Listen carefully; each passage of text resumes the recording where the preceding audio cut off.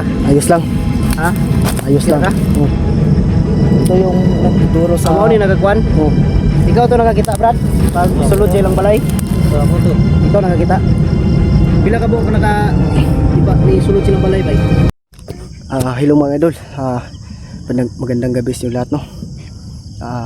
Kanina ay nagmamadali akong umalis dito sa location kasi pinuntahan ko yung bahay ng papa ng asawa ko. So yun nga mga idol, kumpirmado nga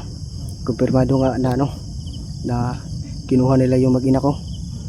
Tsaka bumalik yung nagsabi sa akin kanina, yung bata. Sinama ko na lang. Tapos si Kuya Buster nandito na daw sa location, at sana mga idol ay makikita na natin si Kuya Buster dahil madilim na. Kasi hindi ko, kung sakali mang makita ko yung mag-ina ko na hawak ng mga bandido, hindi pwede ako mag-isa. Kaya mabuti na yung may kasama ko. Kaya yun mga idol, nandito na daw si Kuya Buster.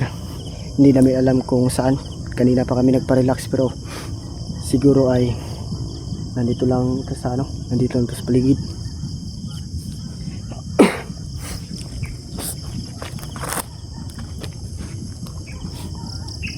So yun mga idol, yun yung batang nagsabi sa atin kanina ng ng balita na na kinuha daw yung mag-ina ko, at saka isinakay sa itim na van na walang plate number. Madami na sila, mga 15 yata sila, hindi ko alam.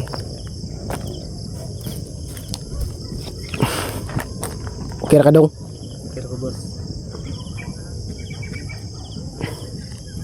Siya pangalan mo? Aldrin po. Aldrin. Tara, yun sa tabaktas.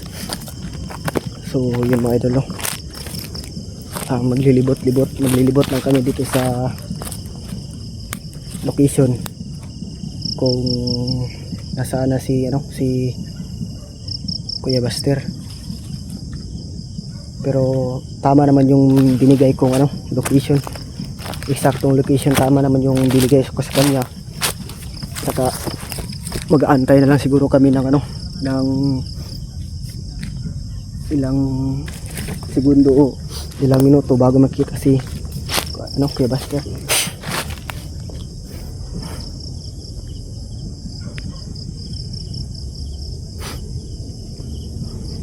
Ayos ka lang?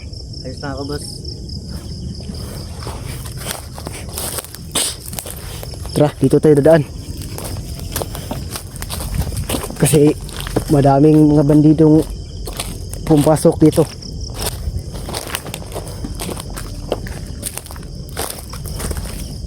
Taga saan ka ba? Malayo bahay nyo dito? Malayo pong bahay namin dito po. So dyan mga idol, malayo din yung bahay nila. Hindi ko alam kung paano niya ako na kanina nakita o natuntun. Siguro nakikita siya sa mga pangyayari ng sa pag-ikot sa asawa ko. Alam siguro niya na dito ako nagtatrabaho sa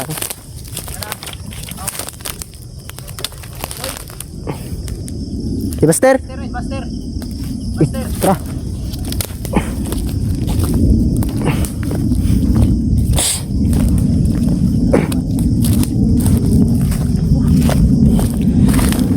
Kumusta? Ayos lang. Ha? Ayos lang. Ka? Ito yung nagtuturo sa... Amo ni nagagwan? Ikaw to nakakita, Brad? Pag sulod siya lang balay? Ako to. Ikaw nakakita? Pila ka buong ka naka... Diba, ni sulod silang balay ba? Sige po. Diri siguro sila nangagi. Ang bahay nila Tikboy mga idol, yung kubo nila, maliit lang na kubo yun. Doon sa unahan. Doon sila sa unahan. Hindi na makikita kasi madilim na. Hindi makita mga idol, hindi lang namin pupuntahan. Dahil medyo madilim na rin. Sabi ko kay Tikboy na didiretso kami ng diretso lang saka karon. Pwede, pwede. Gabi na. Oh, Eh para makuha na to ba. Salamat kayo brada. Kay nakitaan mo brad. Boss. Wala ka nila nakitaan. Wala ko nila nakitaan. Dahil gani wala ka nila nakitaan.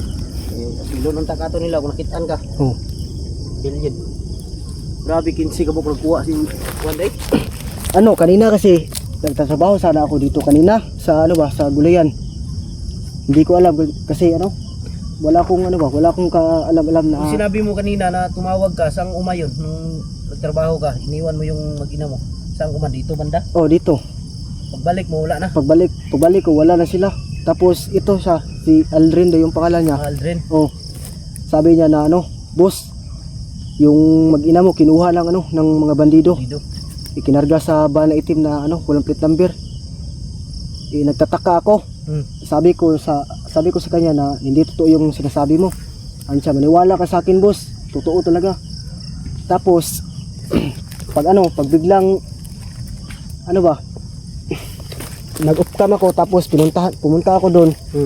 Pagpunta ko doon sa bahay, wala na talaga. Totoo talaga yung sinabi ni Aldrin. May ano kasi ito mga idol. Diyan sa kubo nila Tikboy. Doon nga ako dumaan kanina. May daanan yan. Makapasok yung hindi kalakihan na sasakyan, motor, sasakyan na maliit lang. Makapasok. Posible van, makapasok din yun. Kaya yung makapasok. 15 katao na kumuha sa mag-ina ni Tikboy. Di ko lang alam kung bakit nalaman nila ditong lugar mo. Hindi. Siguro dati may dinala ka ditong mga bandido nung commander ka pa. Kaya natunto nila tong lugar na to. Wala. Dahil bihira na tong matuntun tong lugar na to mga idol. Oo nga. Dahil may dinala ka noon. No. Wala akong dinala dito kahit isa. Bakit alam nila tong lugar na to? Hindi ko nga alam eh. Tumawag ka pa nga sa akin kanina, sabi mo na ano, pumunta ako sa iyo dahil may patrabaho ka. Yun mga idol. Di ko lang alam kung sino yung nakapagturo sa lugar na to. Wala naman daw dinala si Tikboy dito dati na mga kasamahan niya. Imposible naman kung hindi ko alam kung nag-video ba si Tikboy sa lugar na to or wala. Nag-video ka dito sa lugar na to? Wala. Nakita kong video niya kanina lang, yung sinalubong siya. Ang sabi, kinuha daw talaga yung mag-ina niya. Kaya huwag kang mag-alala Tikboy. Babalik na rin tayo sa bundok. Huwag nating patagalin para hindi tayo awag dito. Para makuha natin agad yung mag-ina mo. Sigurado ako dinala na yun sa malayo. Oo nga. Kaya balik tayong bundok ngayon. Yung bag ko nandun naman sa motor. Isa lang motor lang siguro yung dalhin natin, motor, yung dala ko lang motor. Pwede. Para hindi tayo maano ba. Para isa lang motor. Ito sasama to. Iwan ko sa kanya. Sasama ka Aldrin. Pag-akyat namin ngayon. Oo, sama ako. Sama ka? Oo. Sigurado ka? Dahil hindi basta-basta yung pupuntahan namin. Baka sa akin lang din ba, baka madamay ka. Kaya wag mo lang tanggalin yung ano mo para hindi ka makilala nila. Dahil alam ko pag nakita to nila ng ang video na to, makita yung pagmumukha mo, pagkabalikan ka, ikaw yung targetin nila. Pero kung gusto mong sumama, gusto mong tumulong, walang problema. Sumama ka. Kung gusto mo. Okay boss, tulong ako boss. Oo, walang problema yan. Yan mga idol. Katapos dito, pupunta kami ngayon. Kung saan banda yung ano, yung kubo na tinitirhan nila Tikboy. Bakit nawasak yun? Binasak nila? Sinasak nila. Ayos ng mga tao talaga yun. Maliit lang talaga mga idol, makikita ninyo, maliit lang na kubo yung tinirhan nila Tikboy. Maraming bakas yung... Pwede natin puntahan Pwede. para makita ng mga ano ba? Oo, pwede. Okay, kayo mauna. Lang yan, huwag kayong piyansa ha. Nandun pala, naiwan yung baril ko sa bag.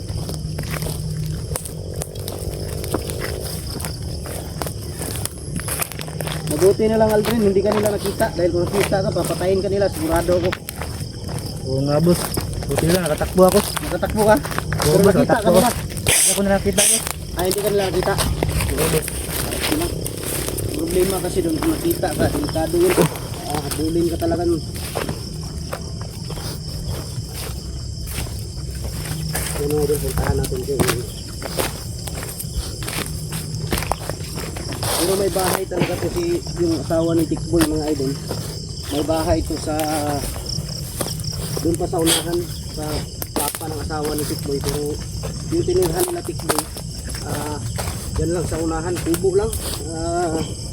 Parang trapa lang yata yung dingding. Dahil sila yung ano, diba ito Tikboy sa ano to? Sa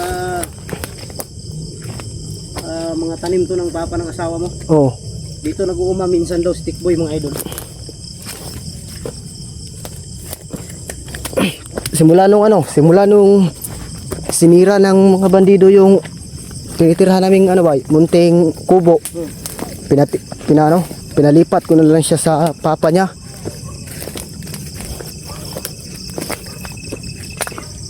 Sobrang dilim na. Medyo madilim na mga idol, pero tingnan lang namin ni Tikboy ngayon kung makaya pa namin umakyat ngayon. Pero kung hindi na kaya, wag na natin kunan Tikboy yung ano, yung bahay talaga ng papa ng asawa mo. Oh, Hindi sila madamay ba? yun oh, Saan tayo yung nadaan? yun yung bahay na tinitirhan namin. Walang daanan dito? Yan, Ay dito? dapat isa-isa lang. Ha? Dapat isa-isa lang. Isa lang pag daan dito no? Mm. Alang niya. Yan mga idol, oh. Tulay. Matagal ka mali. Pagpul. Matigas to, ako naglagay nito.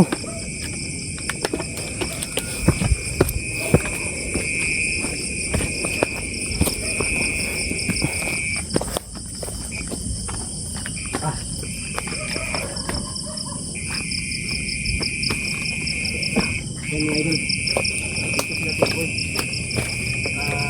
Nakatira. Wala na mga gamit yung kinuha ni Tikboy. Dinala doon sa ano? Dinala doon sa bahay talaga ng ano, ng mga magulang ng asawa ni Tikboy.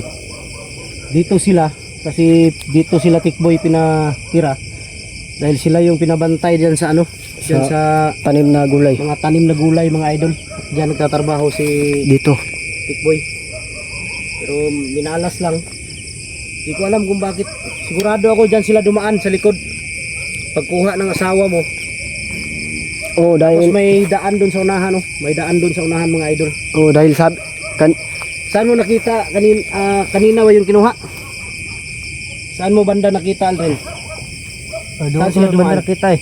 Dito sila dumaan? Oo, diyan sila dumaan. Oh. Walang nakakita ng mga tao, walang nakatulong sa kanila. Oo, boss, takot wala din. nakita boss. Takot din sila. Takot din sila. dito tapos Hindi lang. Sisikapin namin mga idol. Sisikapin ko na makuha agad yung mag-ina ni Tikboy. Walang niya maghahasa na naman ni Rambo yun. kapag ginasa yun wala na. Ang buhay na to. Kawawa naman si Tikboy nito. Relax ka lang Tikboy. Huwag kang hindi talaga pwedeng hindi gasain yan dahil sigurado ko hawak na naman ni Rambo yun.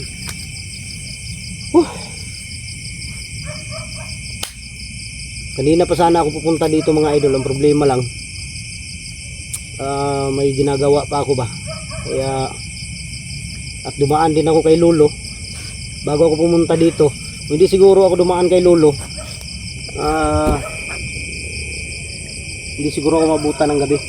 Dumaan kasi ako kanina at may pinag-usapan kami ni Lolo tungkol sa pagkabihag ng pagkakuha sa mag-ina ni Tikboy.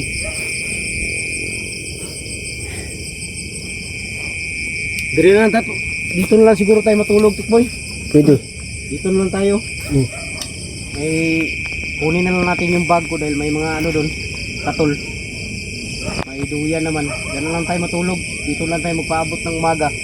Dahil pagka kinabukasan, Ali. tayo ang bundok agad. Pwede. Dito lang tayo matulog, Aldrin. Sige boss. Ha? Dito lang tayo matulog. Yan mga idol. Ito to.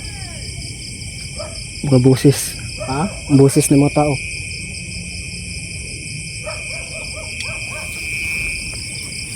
May sumigaw, may sumigaw. Ha? Dito magkuhan, dito. Tara. Iyop lang ang kuhan, mas light.